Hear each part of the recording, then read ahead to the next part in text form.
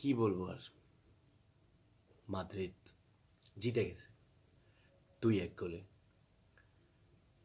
Brahim দিয়াজের গোলে জিতে গেছে। যাই হোক, অ্যাটলেটিকো মাদ্রিদকে বলি, অনেক তো ড্র ড্র খেলছো, এখন তোমাদেরকে যদি উঠতে হয় তোমাদেরকে জিতেই উঠতে হবে, কিছু আর করার নেই। তোমাদের নিজের ঘরের মাঠে এখন জিতে কোয়ার্টার ফাইনালে যেতে হবে। খুব ড্র ড্র খেলছো, এখন আর ড্র করে লাভ নাই, শেষ, হাইরা গেছো, এখন জিততে হবে। আর যদি বলি মোটা মোটা অক্ষরে ফুল সামারিটা, যে আমরা মানে সরি তারা মানে সুন্দর যে আছে না শিল্পীর হাতের তুলি আঁকা ছবি, সেরকম সুন্দর পারফেক্ট গোলগুলো আজকে দেখলাম। এক পাশে ব্রাজিলের রদ্রিগো, এক পাশ দিয়ে আর্জেন্টিনার জুলিয়ান আলভারেজ। তো ব্রাজিল আর আর্জেন্টিনার মাঝখানে দ্বৈরথ এবং সুন্দর খেলা হয়েছে।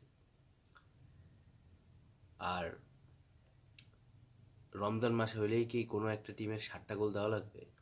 আর্সেনাল 7-1 জিতে গেছে এবং এক পা কোয়ার্টার ফাইনাল দিয়ে রাখছে, এবং যে কোনো এক মাদ্রিদের সাথে খেলবে তারা, আর্সেনাল।